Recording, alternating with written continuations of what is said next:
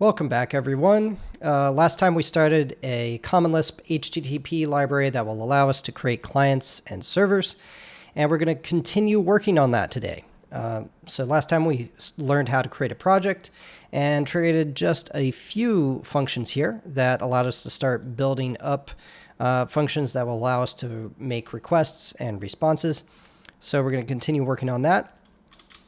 And so the next function that we're going to work on is making an HTTP response, because that's very similar to writing an HTTP request. So let's go ahead and define that function here. Define make HTTP response. And that's going to have a method. Let's see, actually, no, it's not going to have a method. We're going to look at this. This is the HTTP spec for 1.1. And we're going to have a status line. So we're going to have an HTTP version, which we already have as a global variable. We're going to have a status code and a reason phrase. So we're going to do that. So status code, reason phrase, and then potentially some data. That's going to be in the form of bytes. And we're going to format all of this. Actually, this is going to be very interesting because I make HTTP request. Let's see, or content. Okay, yeah, this should be fine. So this is something that we're going to have to change in the future. Right now we have a content, but the way that this is set up, it will only work with essentially string content. And our response is only going to work with string content for right now. But we're just going to write things so that we can get them working, and then we're going to modify it later to be able to work with bytes. So let's see. So we're going to have a format, and then we're going to have this status line, right? And it's going to have this HTTP version space status code. So space status code space a reason phrase. And then we're going to have a CRLF, and then after the status line, let's see, let's go here. So we're going to have a start line, then we're going to have potentially 0 or more header fields, all followed by a CRLF, and then finally having a CRLF, and then a message body, right? So we're going to have the same thing here. So we're going to have our header string, and then we're going to have a CRLF, and then we're going to have potentially content. So those are going to be all the things that we need, very similar to our make HTTP request. So we're going to have, let's see, just to make sure that we don't make any mistakes, the status line is going to have the HTTP version, so that we're going to have that here. So HTTP version. Then we're going to have the status code and reason phrase. So status code, reason phrase. And then we're going to have the CRLF. So we're going to have return new line. And then we're going to have or headers to string headers, and we're going to have headers up here.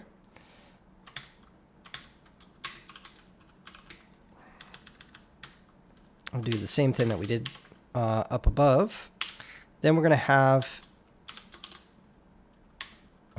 return new line and or content. There we go. So this should actually give us the same kind of thing that we had before with the make HTTP request. Now we can just create responses. And so what we're going to do is we're going to have quick load. And we're going to quick load our project, which is called TinyNet. And it loaded without any errors.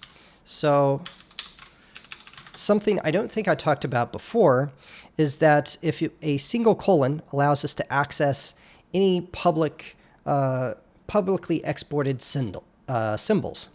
Now we can also access any private symbols, whether they be parameters or functions, if we use a double colon. So that allows us to explicitly say, I want to access things that are private.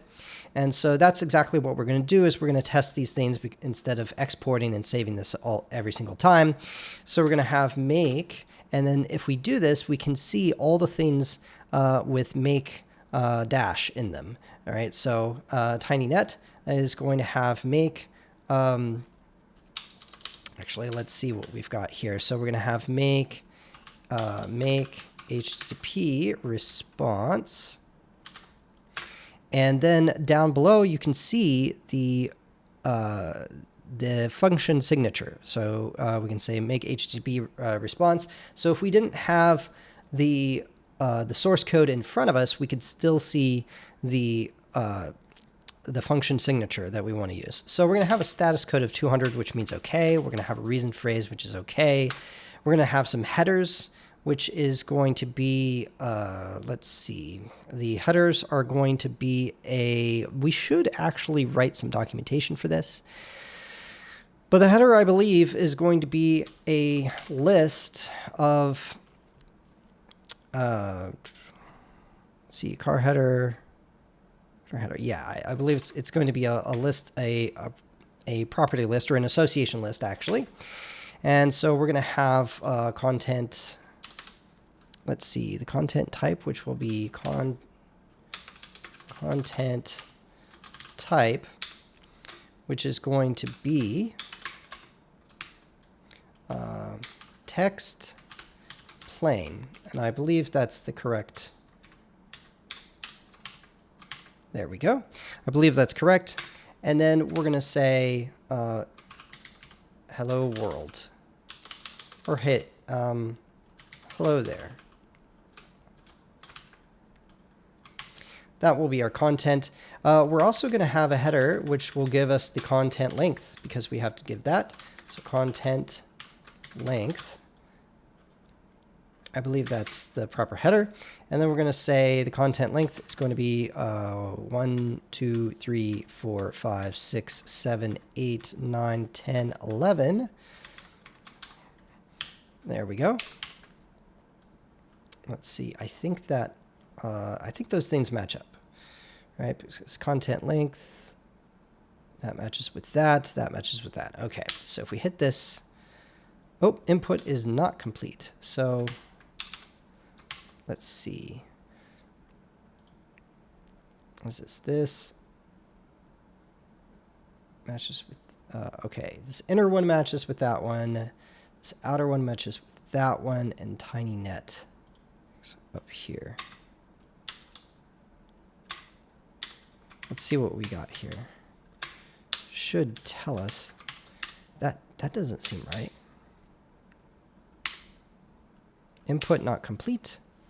How is it not complete? Let's see. Status code, reason phrase, headers, data. Status code, reason phrase, headers,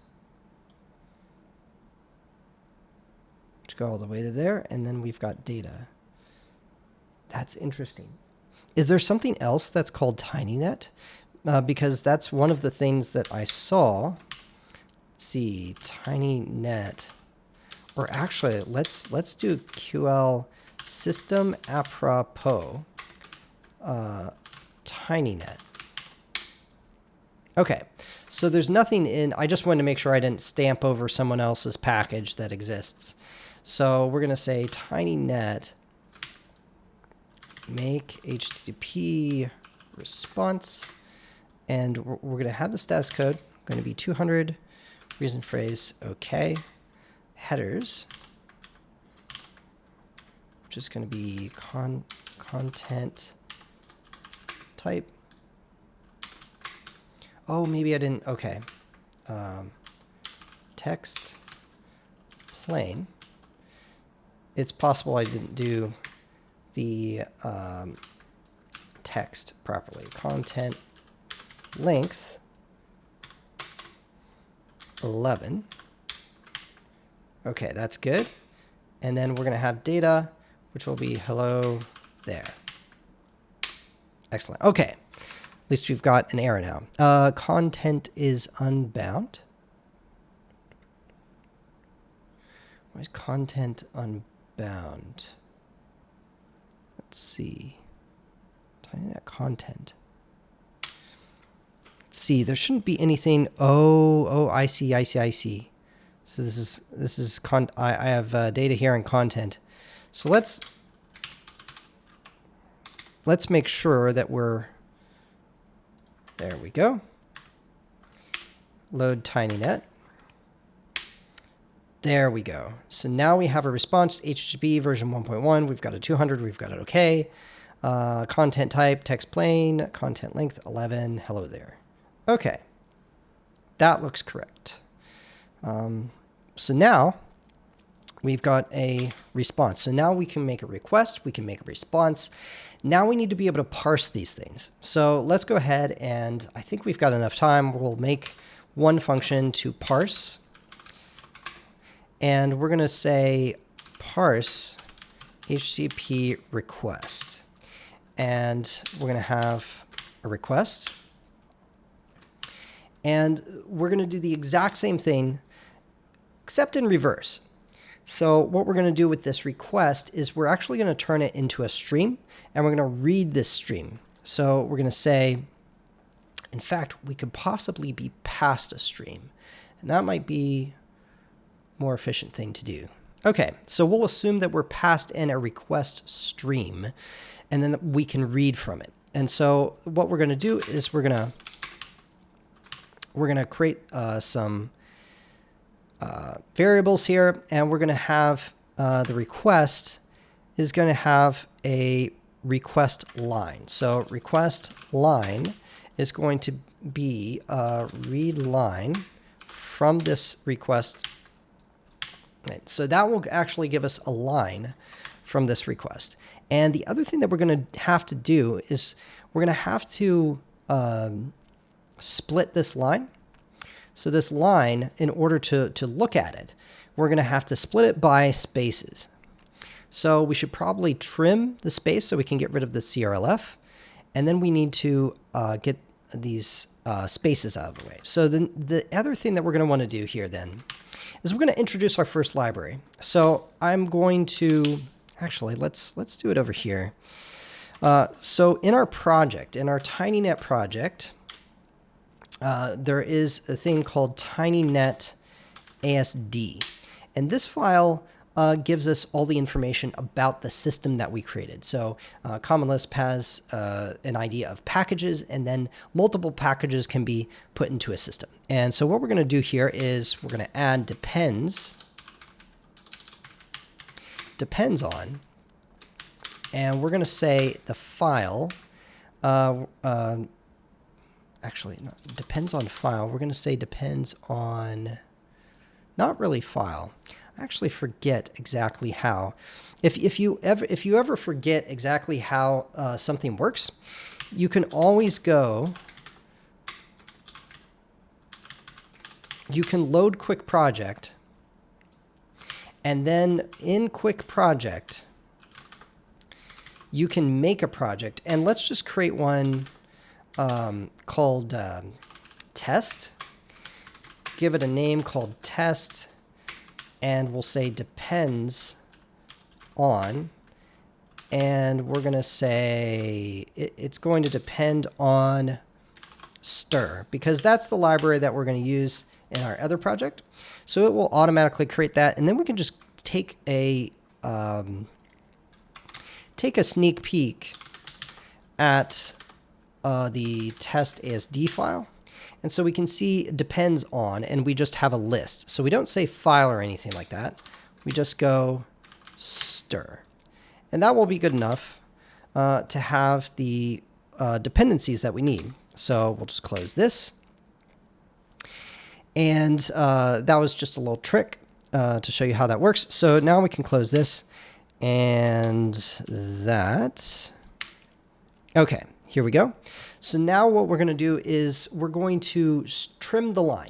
And so what that means is if we look back over here, this line that we have here, you see that caret M, that represents the return character, but then there's also the new line character, which gives us a new line. So we want to trim both of those things off if we can, and I'm pretty sure stir trim will do that for us.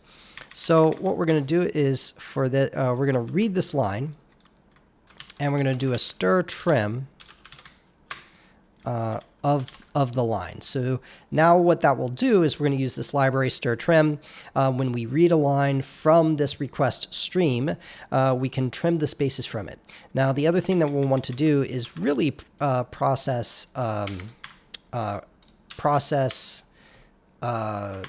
this start line. So what we're gonna do is, instead of writing the same thing out over and over in our parse functions, we're going to develop a function called parse read start line. And we'll do that from the stream. And so what we'll do here is we'll get the line, and we'll get stir trim read line from the stream. So this will give us the line, and then what we're going to do is we're going to just split that line into, let's see, we're going to split that line into pieces. And notice that the line pieces are all separated by spaces, and that means that all of these pieces here, or parts of the request line and the status line, cannot have spaces in them. So the method cannot have spaces. The request target cannot have spaces, which is why URL encoding has the %20s in it, which represents a space. So URL encoding means that there can be no spaces in the request target, and the HTTP version cannot have any spaces in it. So that means that we can split on spaces, and we'll just use IOP here, because I believe we are I guess we're not requiring. So there's another kind of built-in library, at least in most Common Lisps, and especially in SBCL, Steel Bank Common Lisp. There is a library called UIOP. So we're going to require UIOP. I believe that's the best way to do it. And UIOP allows us to, UIOP has a series of functions that are kind of all built in that allows us to do all sorts of things, interacting with the operating system, with environment variables, and so forth. Even though SBCL has some of those things too, UIOP has a cross-platform, if you will, library that works across many Common Lisps for things that aren't built into the Common Lisp standard. So we're going to do, UIOP has some nice things that aren't built into the Common Lisp standard either, such as split string. And we're going to split this line with a separator of, and we can actually have a list of separators. And we're just going to have space here because that's all we want. And this will split the string, so now we can read the lines, trim the line, and split the string. It will give us a list of strings. And that's exactly, of course, what we want. And so instead here, for our request line will actually be read start line. And then we'll give it the request, which is a stream. So now we have a much more readable thing here. We have the request line. And from this request, after the request line, we want to read one or more, or actually 0 or more headers. And so what we're going to want to do is we're going to have a function, since the headers happen all the same in all of these packets, we're going to have read headers. And we're going to give it a stream. And it's going to return a list of parsed headers for us. So in order to do that, we're going to read a line at a time and append it to headers, right? So this, what we're going to do is have results. And we can actually refactor this a little bit later, but we're going to start with this. And we're going to have a result where we read from the stream. So we're going to get a line from the stream. So read line stream. And that will give us a line from the stream. And then once we have that line, we're going to need to parse the header line, which will it'll look something like this, right? And there may be spaces here in between this colon, and there may be spaces all around the rest of these things. So what we're going to do is we're going to split this line into pieces, and we're going to trim the spaces off of the ends of this. So that way we can have a nice uniform way of having these lines. So what we're going to do is we're going to parse parse header, which will be header line. And so this will be, let's see, what are we going to do from this? We're going to split into parts. So we're going to have parts, and then we're going to, let's see, we're going to split the string, and we're going to do UAOP, split string, and then we're going to do stir trim header line. So that way, if there's any spaces on either side, we're going to trim that, and then we're going to split the string, and we're going to do it with a separator that's going to be a colon. Right? So that will split the string that we've got into different parts. And then what we're going to do after we've got this is we're going to collect, we need to trim each piece and return a list. So what we're going to do is map car, and we're going to do stir trim. I believe we can do this, and we're going to do it to the parts. So that should actually allow us to parse a header, and it'll give us a header back that has a it'll essentially give us a header with a header which is a list, and the car of that list will be, let's see, actually, how should we do this? We would like it actually to be, we would probably like it to be an A list, an association list. This will actually return a proper list if we do a map car. Huh. So then maybe what we should do, let's see, map car. And these will have parts. And this is just a one line. So that means that there should only be two parts. So we're going to assume that the header is valid. So this is kind of a little sketchy thing. We don't have any validation of the header yet, but we're going to just simplify things and assume that the header is valid, and then later on we can add validation for this. So we're going to have a cons of the car of the parts and the car of the cutter of the parts, because this is a proper list, and what we want to do is we want to create a console. And then what we're going to do with this is we're going to do a stir trim on both of these pieces, right? So we've got this header, and we've basically split it by a colon, right? So we've got the first part, we've got the second part. And what we want to do is we want to trim the strings on the first part, trim the strings on the second part, and put them together in a console. So I've already got these parts in a console, but we're going to have each one of these as trim string. There we go. So that should parse the header for us, right? So we're going to read the headers. So we're going to read a header into a line, and then we're going to, let's see. So we're going to read this header. When we read a line, when we read a line, I'm going to assume we'll have to test this, that if we read a line from a stream and we've got an end of stream file, we're going to get a null out as the value, or a nil. And so we're going to do a cond where if the line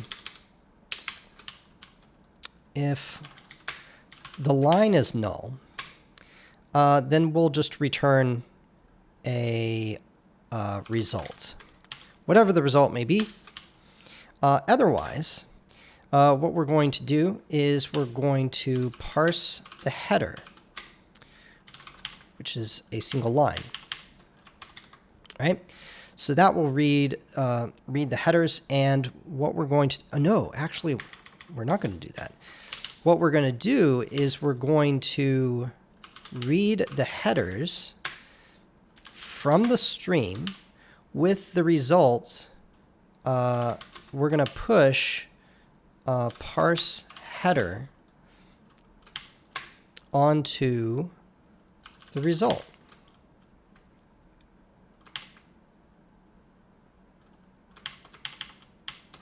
So what this will do is we're just creating a recursive call here. And this happens to be a tail recursive call. So the last thing that's called here is actually read headers, which is itself. So it'll call itself with the stream, and then it adds on to the result, right? So we're going to parse this header. Oh, and we need to parse the header with the line. There we go. So this will actually create a loop for us. So instead of writing a normal for loop or anything like this, we can just have a simple one-liner that calls itself. Now, in Common Lisp, it doesn't really have, as part of the specification, to have a tail call optimization. However, a lot of implementations of Common Lisp, such as SBCL, do have tail call optimization, which means we won't blow out the stack. This tail call optimization simply means that this will kind of be turned into a loop. So underneath the hood, it'll just become a jump instruction and just go back up to the top of the function definition. So we don't need to know all of that information, but we won't have to worry about it. So now we've got read headers. So now we've got requests line. We've got read start line.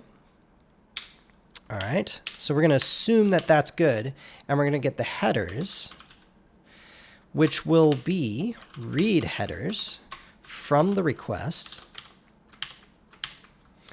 And then the last thing will be we have to read any content if there happens to be content from this request. So in fact, what we're going to do is, instead of reading the request, because we don't know if it's binary, if it's some file, or if it's text, we have no clue what it is, we're going to allow the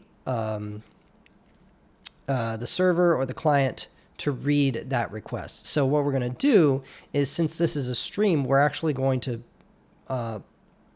when we parse this HTTP request, we're going to create a data structure, and we're actually going to put that request in there. So it'll make more sense once we get there, which we're almost already there. So we're going to create a list, and this list is going to be an association list. So we're going to have, say, we're going to parse out every little piece of this HTTP request. So the HTTP request has, we're going to use their terminology, the method, which we will get from the request line, which is the car of the request line, because all of these things have the a particular order.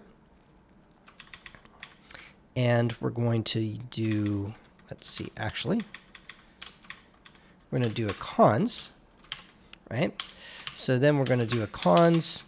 The next thing that we need is this request. Let's see, we're parsing the HTTP request. So we're going to have the method, we're going to have the request target.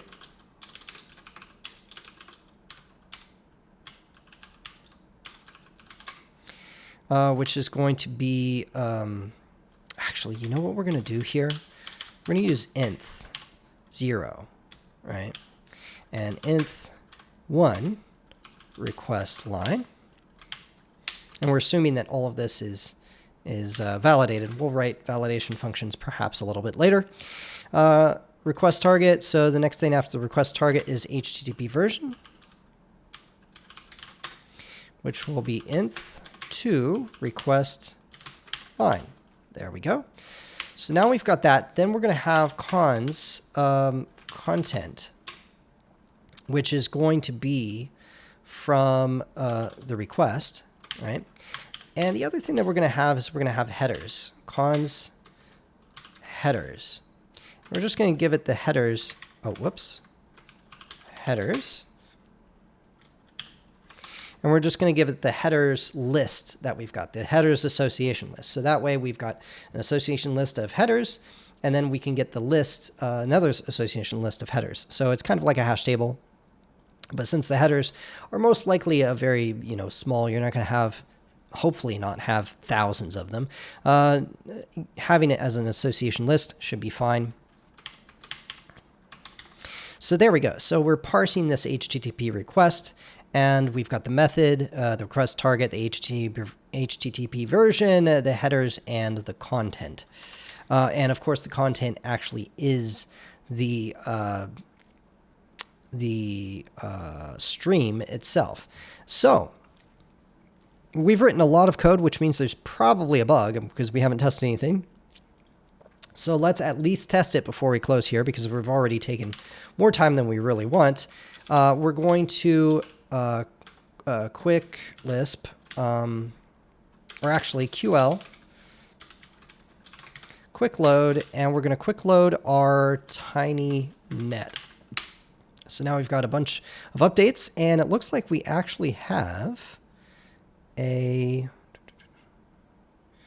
Wait, is this an error? Is it... oh, install for quick Lisp releases. CL change case, CL ppcre, CL stir, Unicode. Oh, yep, okay. Get address info, temporarily unavailable. Okay, let's actually QL quick load. I should probably install stir, see what's going on here.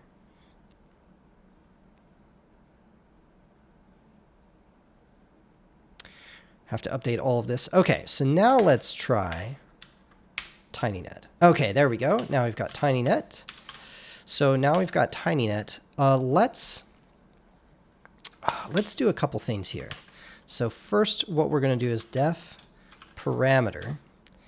And what we're going to do is we're going to create a request. And we're going to do TinyNet make HTTP request, right? And this the request, remember, let's see, TinyNet make HTTP request. We're going to have a method, a request target. So method is going to be get the request target. Let's see, make HTTP response, parse HTTP request. Okay, get request target is going to be index.html. And then our headers are going to be content type. Let's see. So content type text plain, and then content length is going to be, oh, got to do this, make sure. The content length will be HELLO, it's going to be 5. So then that'll be that, and then we're going to have content, which is going to be hello. All right, so this should make an HTTP, oh, if I didn't make HTTP request is not external in a TinyNet package. Oh yes, I totally forgot. Remember I said we have to use 2 colons if we're going to use stuff that's not exported. So now we should have a string, and we do have a string that is a proper HTTP request. Oh, the other thing that we need to do that I forgot to do is if we need to stop parsing reading headers. So there's a couple conditions. So if the line is null, we actually return the result. If the line, if the length of stir trim line equals 0. So basically, if it's an empty line, which would be one of these new lines here, we know that we're at the end of our headers. So if it's that, then we return the result. And then the last case, of course, is the true case where we read the headers, right? So I almost forgot that. We needed this case here. So now that we've got this request, the next thing we need to do is quick load TinyNet. So we've got our updates that we made. So we've got this request string. And now what we can do is we can parse this request, right? So TinyNet parse HTTP. Whoops. Oh, there we go. Parse HTTP request, right? And so now we need to give it, we can't give it a string. We need to give it a stream, right? So not a string, but a stream. And so what we're going to do here is we're actually going to go here and we're going to make, you know what we're going to do is we're going to say make string stream. Wait, make stream. I know there's a function. There's a Common Lisp function. Let's go to the Common Lisp hyperspec. So if you ever wonder about, like, you know, where do I go to look up things? You can go to the Common Lisp hyperspec, which happens to be hosted by LispWorks. And they're a company who also has a commercial version of Common Lisp. And if you kind of know what something is, you can take a look at every single symbol that is part of the Common Lisp spec. So I'm going to look for, let's see, make string input stream. This is what I want. And this hyperspec will have the symbol.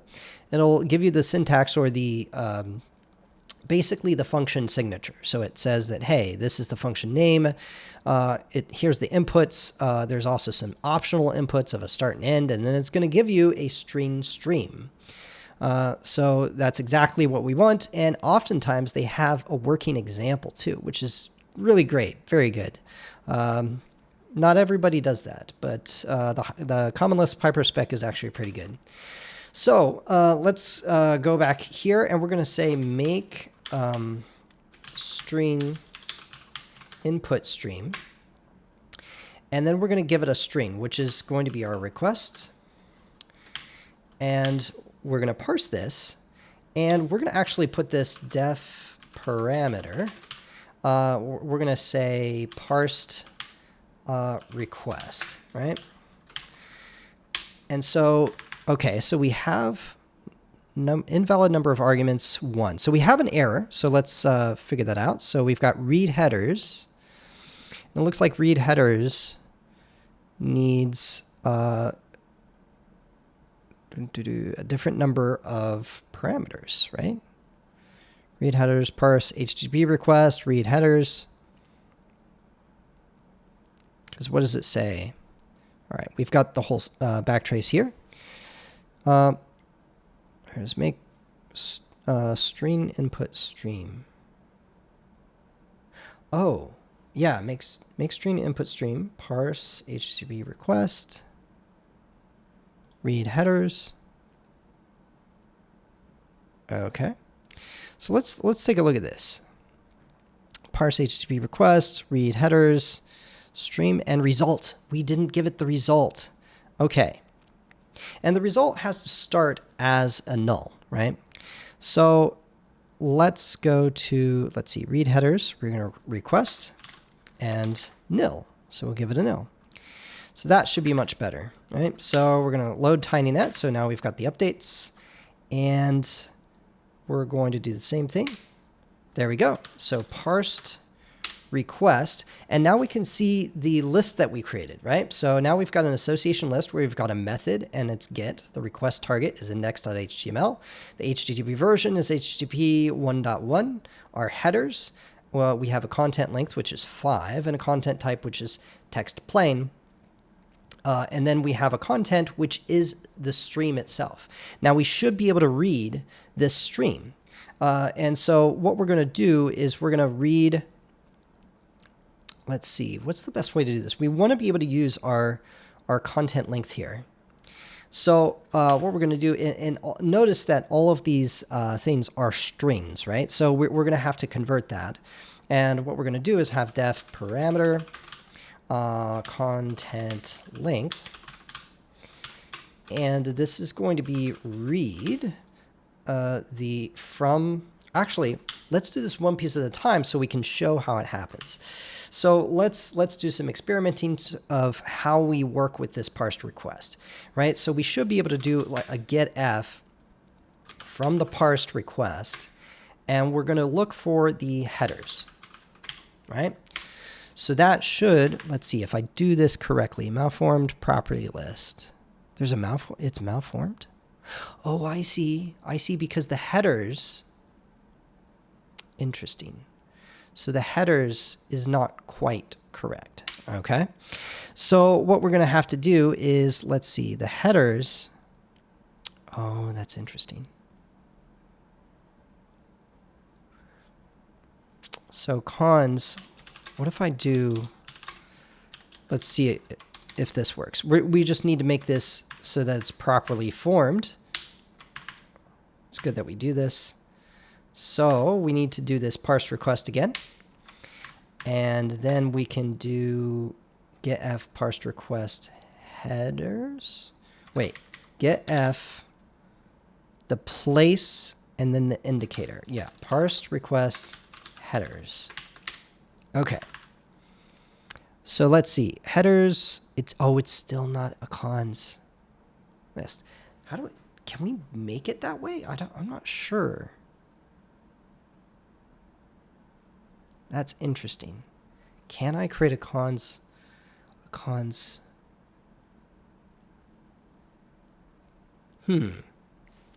How would I do that? Actually, that's an interesting idea. So the thing that's wrong, actually, let me run this again so I can show you. We've got this, it says it's a malformed property list, which that is correct. Because a property list is a console, right? So you can see that this is not a proper list here because it has this dot. So that means the car is the keyword method, and the cutter is the string get, right? And so if I take the cutter of this, I will not get a list with the string get in it. I will actually get itself, right? The same thing for the request target HTTP version, but you'll notice here there's no dot here. So that means that this is a proper list, right? Now, that's because this is a proper list, and if I cons something onto a proper list, then it's also a proper list.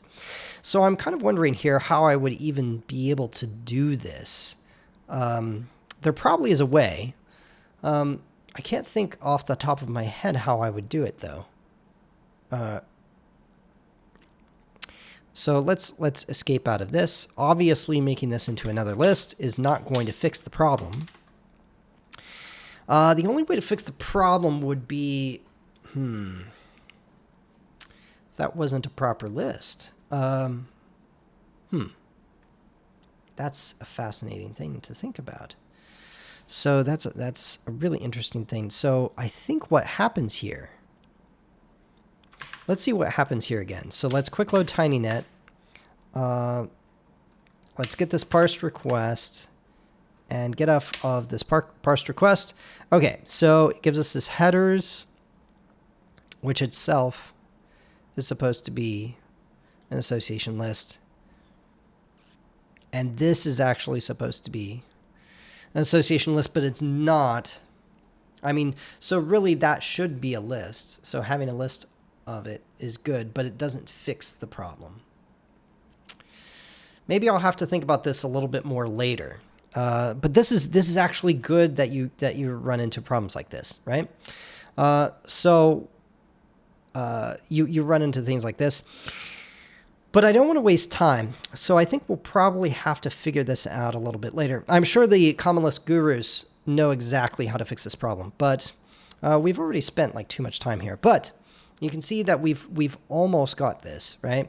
So if we say, let's see, if we look at this again, if we get the first, second, third, fourth item in this list, what we can do is we can just kind of like hack through it, right?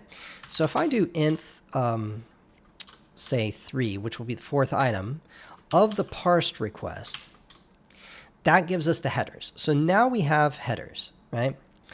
And the headers, really what we should do is, that's right, content length. Really, that should be a list. So let's change this really quickly. Let's make headers a list, because I think that will work out better for us. Let's reload. Quick load tinynet. Let's get the parsed request again. And then we're going to do the nth of the parsed request. So now you can see we've got headers and this list. So let's get the, let's just keep adding on to this, right? So we've got the nth, and then we'll get the cutter of it, which should be this list. In fact, let's get the car of the cutter. There. So now we've got a list. Now we've got an association list where we should be able to get exactly what we want. So let's do get f of this, and we're going to say content length. Right? Oh, looks like that doesn't work. I guess maybe association list. So if I have get f from, say, a list of lists here, and what if this was content length 5, and this was, say, dot, and this was content type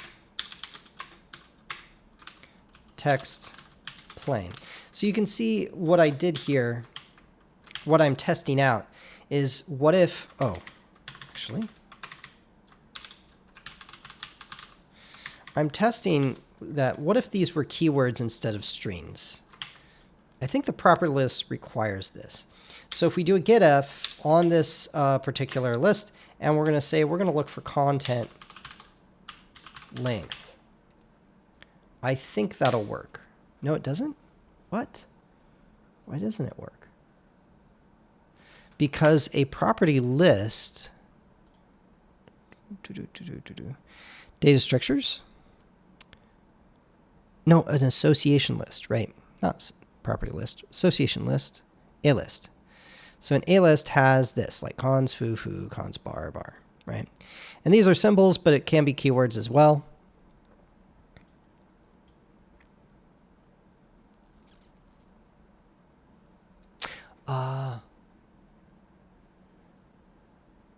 Okay, setf. So get, but there should be, yeah, okay, setf and then getf.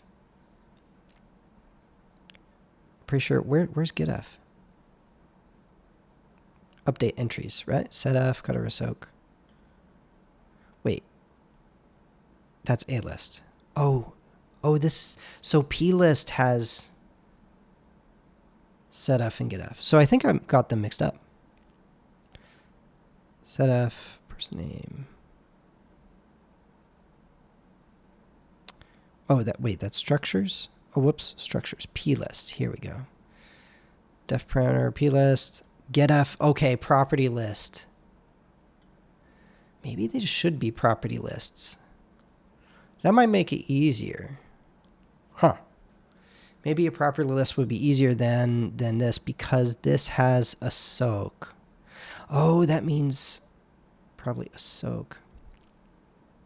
Maybe that would be better because then we won't run into this property list problem. That's probably what it is. We should use an A list instead of a P list. So association list. Wait. List foobar. Or maybe use P list instead of association list. Yeah. Yeah, let's try that. Let's use P list instead of association list. So that means instead of cons, we're going to do something different. We're just going to have a list, right?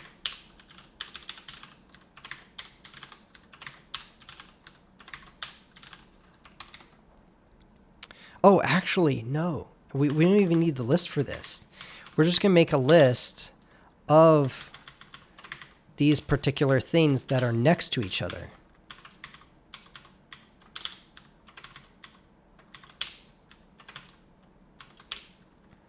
There. So, and we have some things that are superfluous parentheses.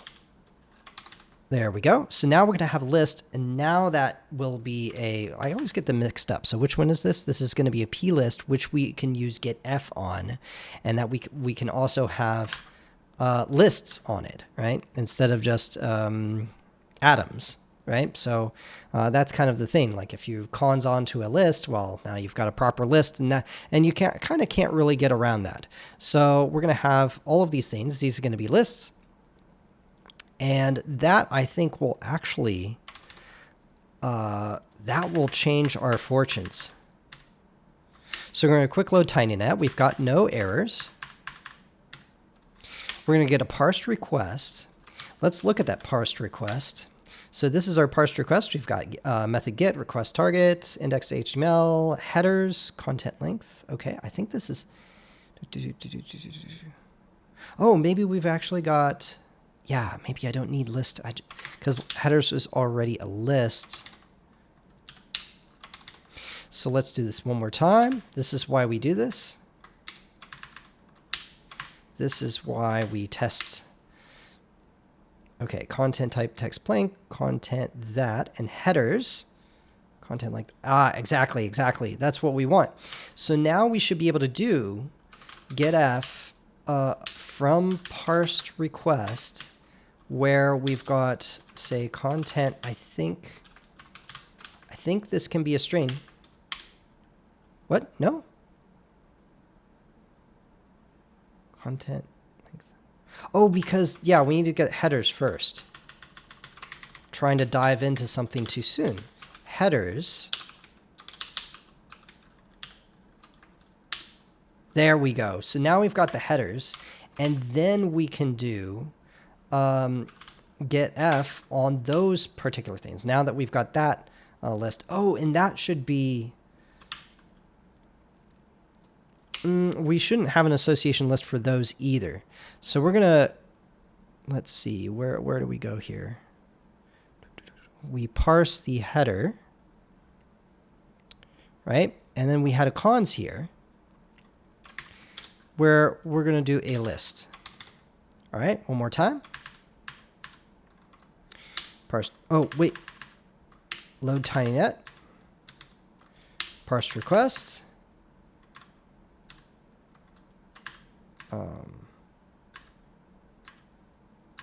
Wait, where'd it go?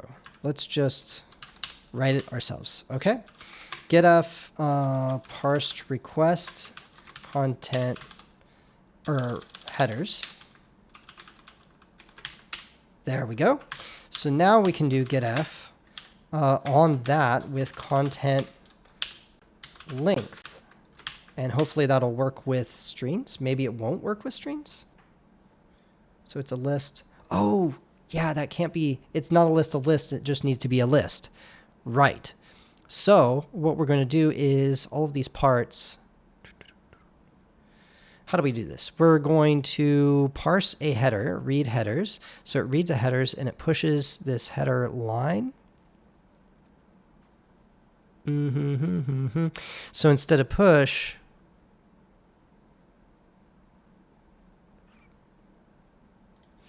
So instead of push, we're going to do setf and getf on the result, the car of the... Oh, yeah, this is interesting, right?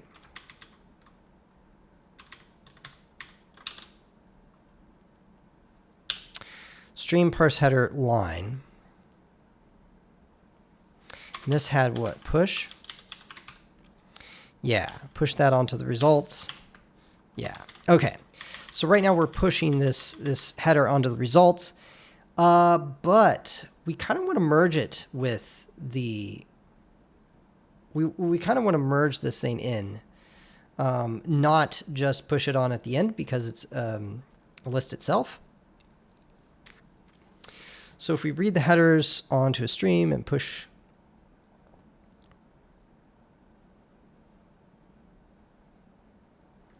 header lines. Wait, how did this happen? Oh, read headers, because read headers is recursive and we're doing one at a time and we're pushing it onto the result. Okay, so maybe we do push these things on at the end and then at the end we flatten them. That would make sense. So we could flatten all of these things. But then how do we flatten a list? So Common Lisp, flatten list. And I don't want to do it... I don't want to do it by... I don't want to do it recursively. Looks like there's a library that does it. With Alexandria, we have the flatten function.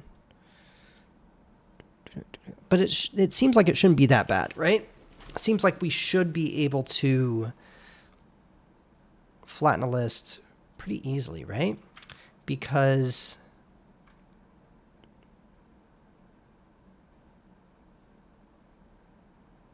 let's write our own, because it's only one level, right? It shouldn't be that difficult, right? So if we flatten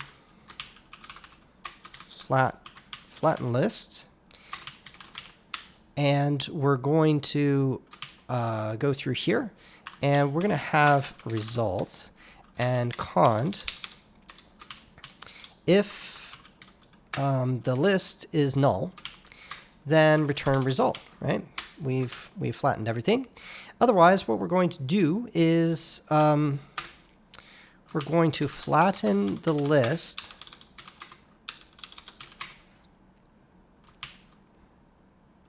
and push the cutter of list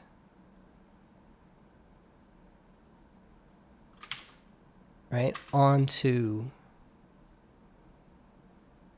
Oh, this is interesting, right?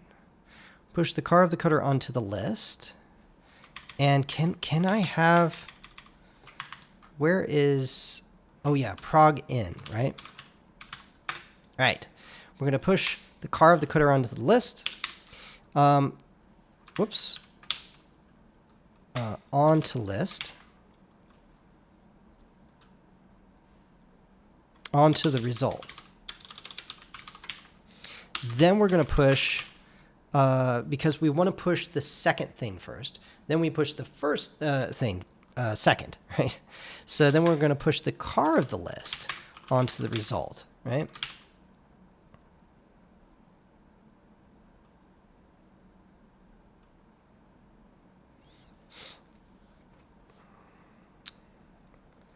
So flatten list. So, okay, I think that'll work.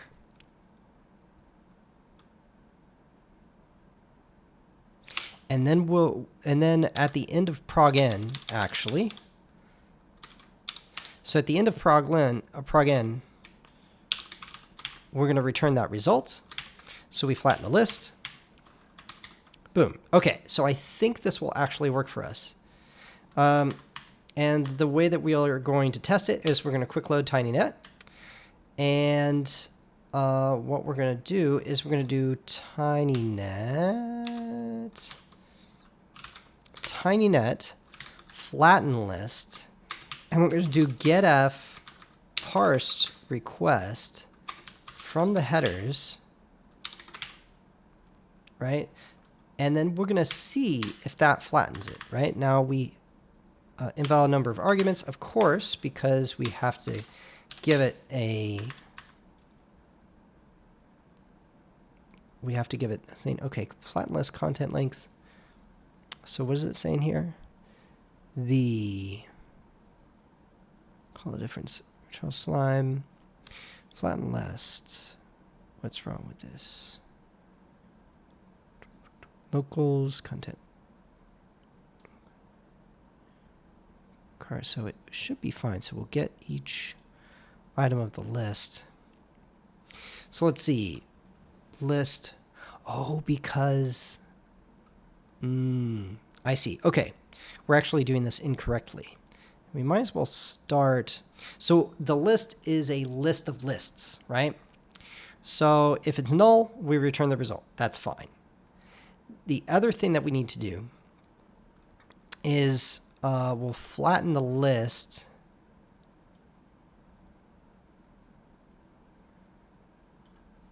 And what we're going to do here is we're going to have like let item be the car of the list.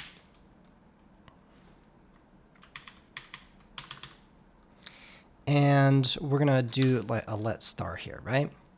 So have this item be the car of the list, and then we'll say we're gonna say the start will be nth 0 of item, right? And then we're gonna say the or actually what will this actually be? Because it's a header, it's the header name, header key.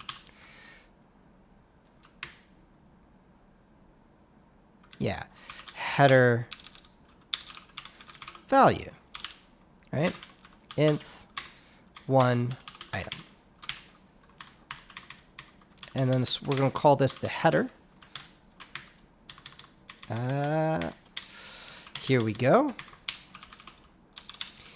We want to make things... We want the names to actually mean something. So we'll have the header key, header value. That gives us that. Now, what we can do is we can flatten the list by push. We're going to push header value first onto the result. Then we're going to push the header key onto the result. Then we're going to return the result. There. So flatten the list. And flatten list, the first argument is actually going to be the cutter of the list, right? And the rest of it is going to be this. There we go. So that looks a lot better than what we had before. Wait, did I do that right? Okay. Okay, yeah, okay, that's good. So that looks better than what we had before. We're going to quick load tinynet, no errors. And then we're going to try this flatten list. Boom. Hey, we've got a flattened list.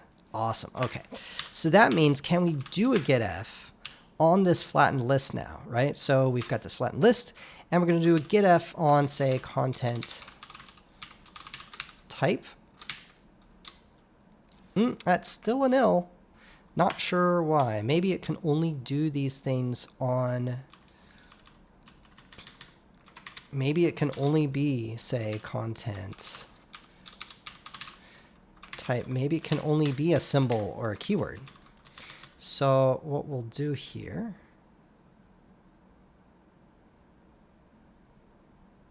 Wait, what?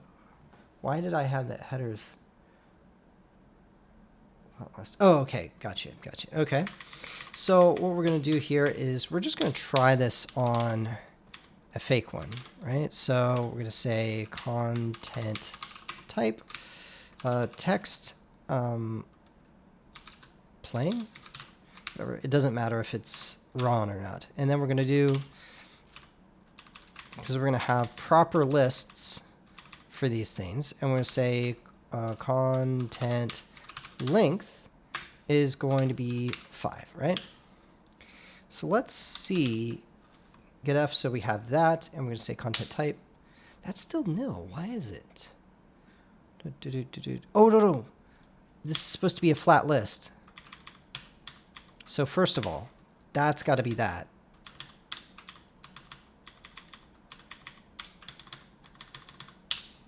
There we go. There we go. Okay, so maybe it does make a difference. Wait, let's see. Content type. I wonder if it can't really do string comparison. I'm betting that's what it is. I wonder if there's a way for me to make it be able to do string comparison.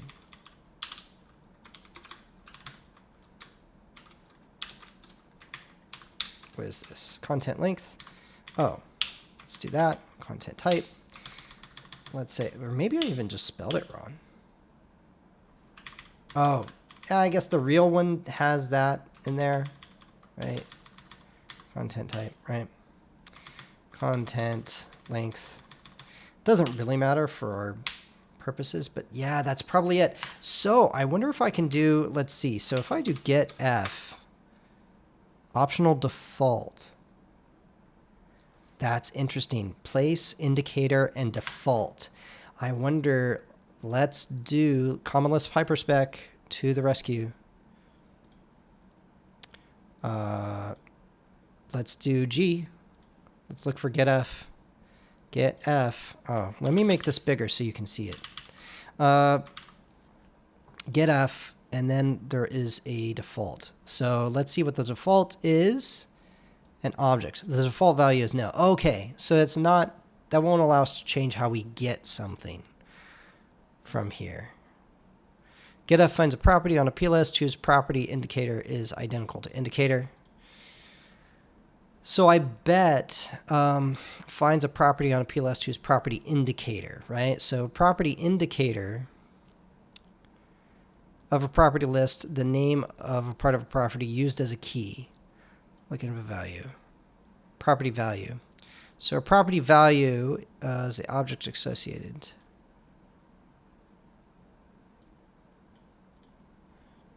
Associated with the property indicator.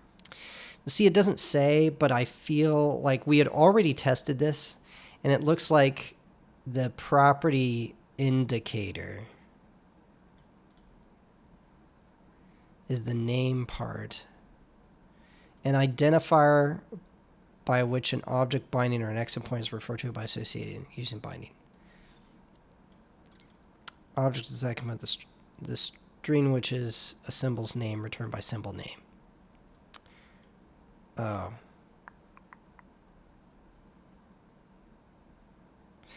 Yeah, I think it cannot be a string. That would probably, for like speed purposes, like having string, it would just add too much generality to it. So I bet that's the reason why. So it's not going to do string. Yeah.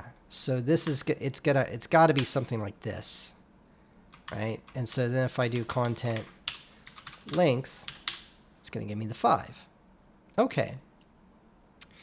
So this can be done. It can be changed. Should we do it? I mean, we've already taken a lot of time here. We might as well finish this. So let's turn this into a, let's not have it be a symbol, but let's have it be a keyword.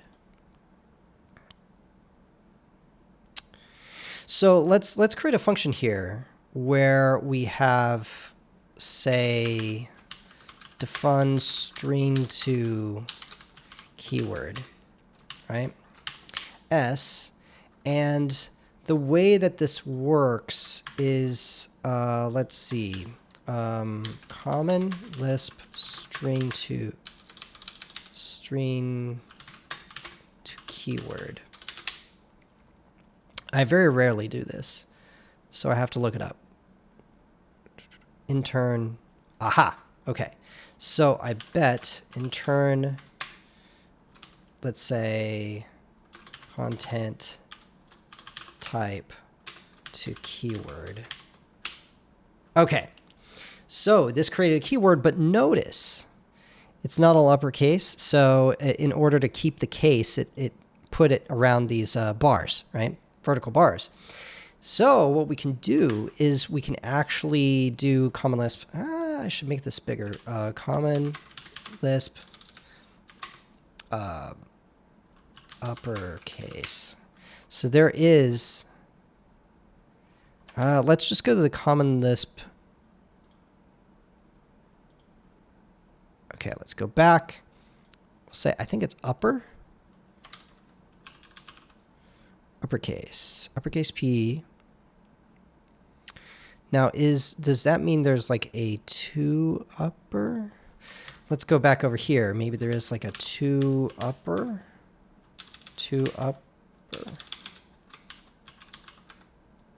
Uppercase P. There is a way. I know there's got to be a way. Maybe, is it under string?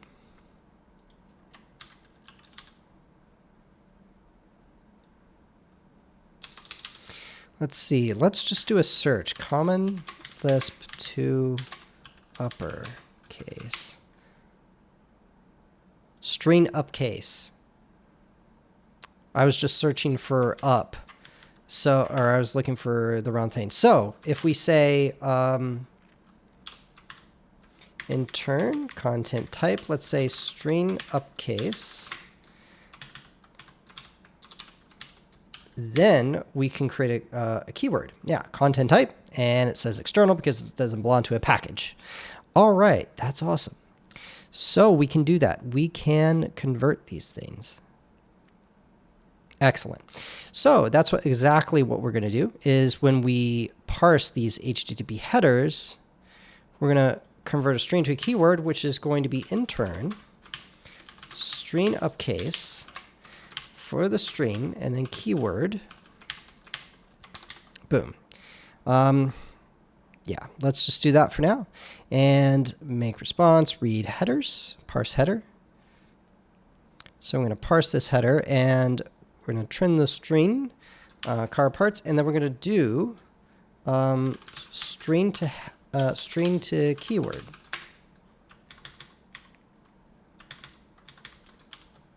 There we go. So string to keyword, string trim, car parts. Car parts. Now let's see, string to keyword. That should work. So now let's, once again, load TinyNet. There's no errors. Let's set, hopefully it's here somewhere. Let's get a parsed request. There we go. Let's look at the parsed request. So now, we have headers, which now has content length, content type. Oh, but look at that. Headers. How come the headers is a list of lists? Did we not fix that? Headers is not a list of lists. Oh, we didn't use flatten list yet. But we tested it and it works, so we can use it. So flatten list, and we're going to flatten list on the headers.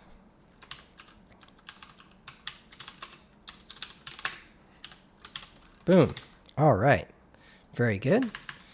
Load TinyNet. I think this is actually very good. It allows us to, oh yeah, flatten list. Should probably create a helper function for this, so because it's kind of a bad interface to have to feed in an extra thing that's always nil. But we'll fix that next time. Okay, here we go. Quick load TinyNet, parsed request, and here we go. Now we've got headers, content type, text plain, content length. Excellent. Okay. So now we should be able to do, say, a getF on the parsed request for the headers. And that gives us that. And then we can do getF on that of the content length. Boom. There. We've got that. Now we can say, what do we want to do? We want to read, make, let's see, make input, make string input stream. There we go. And that should give us 5. Nice. Cool. So see, now we can actually get the number from our header's input, right? So that's pretty awesome. So what we'll end up doing here is we'll create some nice little helper functions for these things. But now we can do that. The whole thing that we want is we want to read from this request, right? And so we're actually gonna create a let's go to Common Lisp. We'll say make string, right? So we can make a string. I believe we can make a string, and then we can read into that string, I believe. Make a simple string whose size is linked to the initial element. And then we should be able to say, if we copy this, go here, paste, we should be able to go up.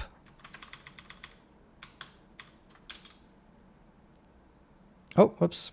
Let's just go up to the hyperspec. Or actually, probably master index. Let's go to master index. And let's see, we had make string. We're going to read sequence. Oh, whoops.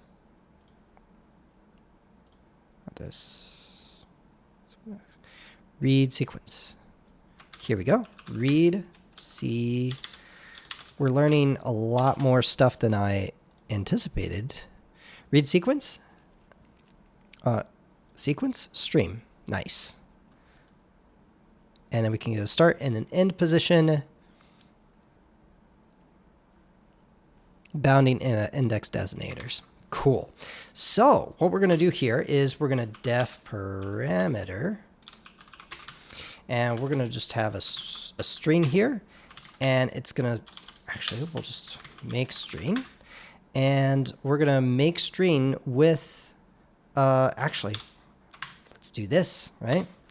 Make string def parameter string, and we're going to make a string, and we're going to make a string of count, right? And so that will make a string of a particular count. Now, there's nothing in this string, so it's just kind of this random thing, right? But we can fill this thing in, right? So now that we have the string, we can fill it in, and we can say, we're actually going to use this number again. Well, to make it more readable, I'm just not going to use the number, okay? So what we're going to do is we're going to read sequence. We're going to read a sequence, and then we're going to have the sequence, which is the string, that we're going to fill, and we're going to fill it with a stream, which is from our parse request. Actually, let's show that we can get that. So getf parsed request, and we're going to say, what is this? Content, right? There. So we've got the string input stream, right? So now we're going to read from that, and we're going to read from it by, oh, that's right. We're going to just create it from scratch. So we're going to read sequence. We're going to have a string. Then we're going to have getf parsed request content, right?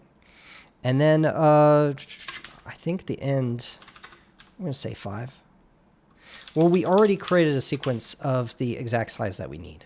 So we're going to read in that sequence, see what happens. It read 5 characters, which is good. Then now if we look at string, we have a string of hello, which is exactly what we wanted. So now we know that our parser So all of this to say that our parse HTTP request, we finally tested all of it. Now, obviously, I had to write a bunch of stuff over here to kind of do the testing. And so that means there's a bunch of kind of helper functions that we need, but we've covered quite a bit of ground today. In fact, much, much longer than I imagined that we were going to do. But we've got a bunch more functions here. We've got the string keyword. We've got these, let's see, what is this? Read a start line, parse the header, flatten a list, read the headers, and parse HTTP request, which is what we had in the first place. Now we're going to organize this stuff a little bit better than what we've got today. But we've gotten very far, and we've done a lot of things, including how to search things up, learning about the Common Lisp hyperspec, how to kind of troubleshoot a program. We've done that live here, troubleshooting programs, looking at the backtrace that is given to us by the Common Lisp error system. And I think we did actually very good today. So next time we're going to continue on with this, because so far we've got we can make a request, we can make a response, and we can parse a request. The next thing to do is to parse a response. And now that we've got a bunch of these helper functions created, parsing a response should actually be much faster and quicker to be able to do. And once we have that, we'll be able to start thinking about the actual networking part. How do we actually connect, using TCP sockets, which will actually be a very fun thing to do. So until next time, have a great day.